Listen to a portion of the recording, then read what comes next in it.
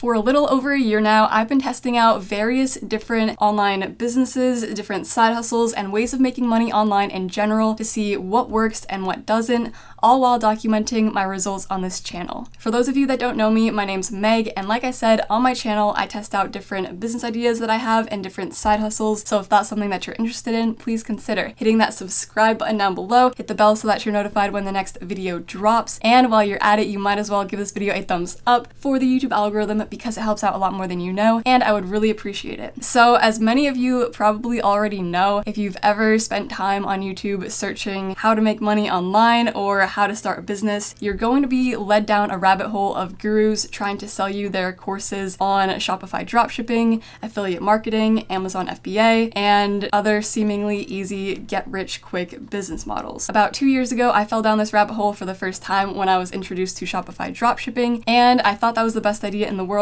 until I stumbled across the next fascinating online business model, and the next one, and the next one, and I think you get the point. Fast forward a bit to March 2020, when the entire world shut down. I took that as an opportunity to take action and try out some of my business and side hustle ideas and document what happens on the channel. But little did I know at that time that this YouTube channel would actually become my main online business. This video was inspired by Daniel Inskeep's My Side Hustle Failures video, and today we are going to look back at some of the hustles I've tried and failed at on the channel this past year, and I'm going to explain what happened with each one that caused me to fail. Let's get into it. Alright, so first we're going to talk about print on demand. Print on demand was actually the first side hustle I tried. Back in February of 2020, I remember watching VIDS's $0 to $10,000 online challenge series, and in the one episode he made a Teespring store selling entrepreneurship motivational quote canvases, and he bought Instagram theme page shoutouts to advertise them. And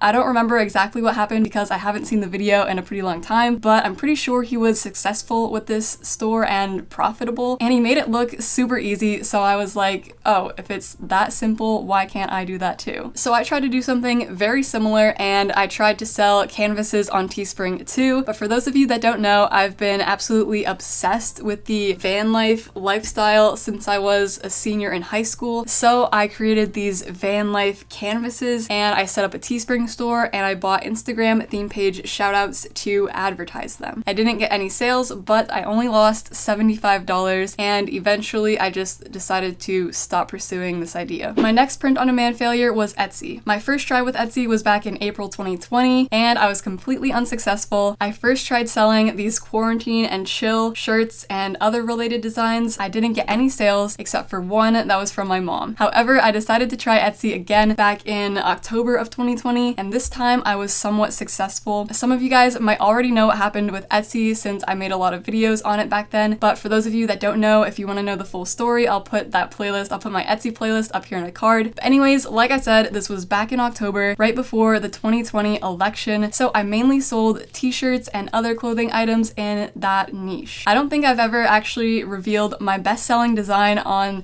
this channel yet, so I'm finally going to show you guys. I think this became my best-selling design because I was super fast to hop on this trend. I was watching the vice president debate with my parents, and I think I was specifically watching it to see if anything happened that I could make a design about and then sell on Etsy. So immediately when Kamala Harris said something like, "Excuse me, I'm speaking," I thought to myself that would sell on a t-shirt on Etsy, and I just went into Photoshop and I started designing these really simple text-based designs that just say, "Excuse me, I'm speaking, Kamala Harris." And I made a few different variations of this design. Here's another one.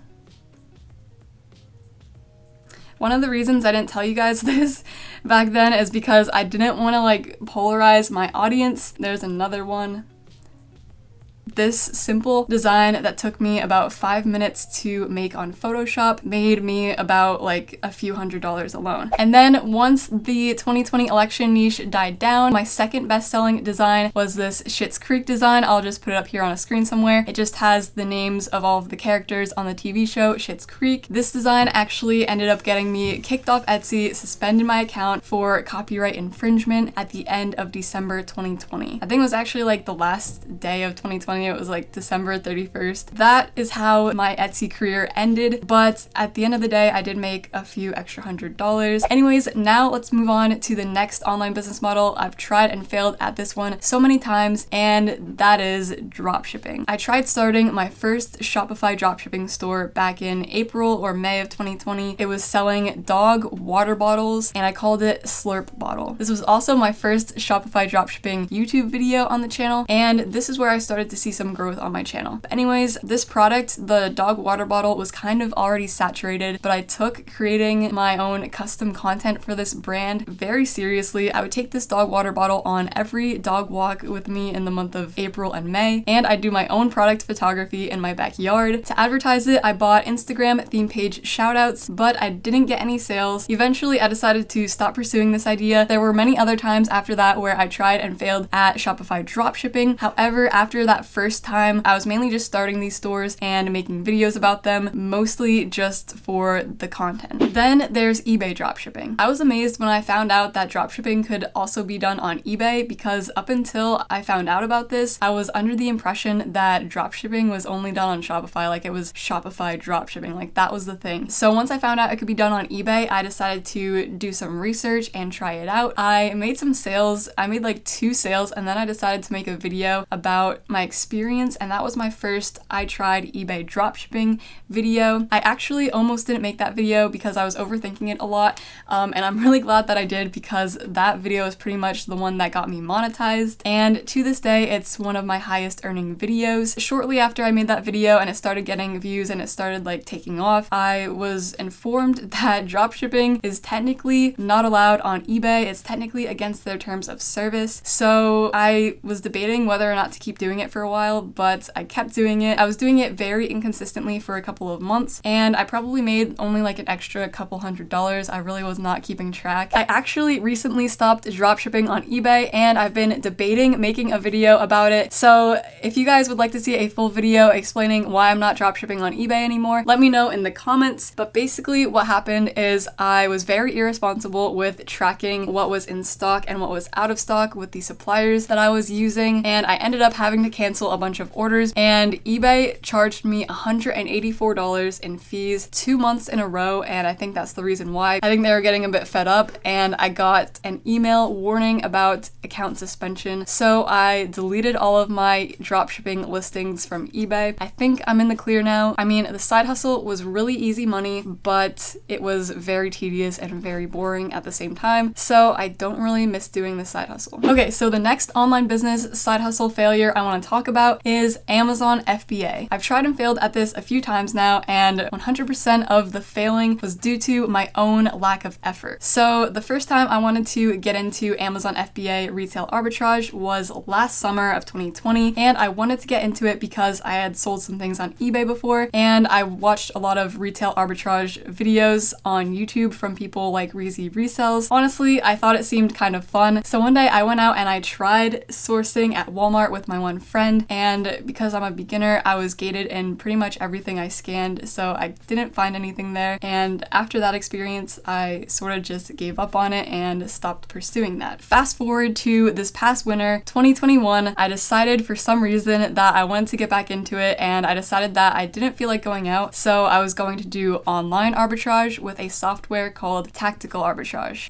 Some of you guys might have seen I made a video called Starting Amazon FBA in 2020, but I actually was working on an entire video of like my experience doing online arbitrage for a week or two, I think it was, and I was literally documenting everything. I was documenting every aspect of the process, and I had hours of footage that I was planning to edit together, but I ended up trashing the entire video because it was taking me too long to work on, so that video never saw the light of day. I'm pretty sure I deleted like all of the footage, so I can't show you any of it. Fast forward again to just a few months ago, spring 2021, I decided that I wanted to get back into retail arbitrage, so I spent like $300 on a course, and I made those 2 videos on Amazon FBA, the selling used books video and the retail arbitrage video. But other than that, I haven't really been making much effort to continue pursuing this business. I really haven't gone out since that last retail arbitrage video, and I don't think that I'm going to be continuing this business. So you might be wondering, where do I want to go from here? For a long time, I was jumping from idea to idea because, like most people, especially a lot of people my age, I don't really know what it is I want to do with the rest of my life. To be honest, I just know I love making YouTube videos and I don't want to work for anybody. I want to be self-employed and I love trying out these different side hustles, but I feel like lately I got a little lost when it comes to what I actually want to do and what I just want to do for a video. Don't get me wrong, I'm still going to continue trying out a bunch of different hustles on the channel, but just know that some of them I don't intend to stick with and like they're just for the video. Because for a while I was trying to convince myself that I can do it all, but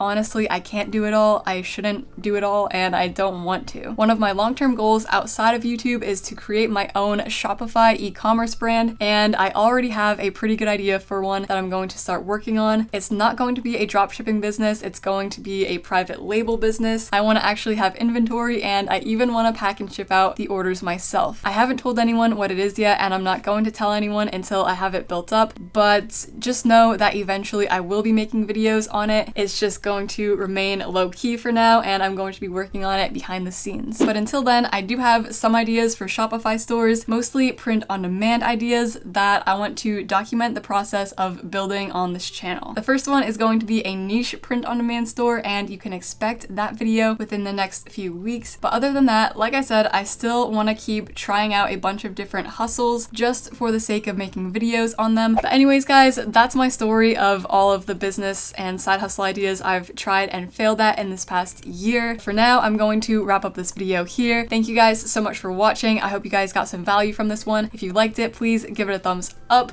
leave a comment down below, hit the subscribe button if you're not already, and hit the bell so that you're notified when the next video drops. And until then, I'll see you guys in the next video. Peace out.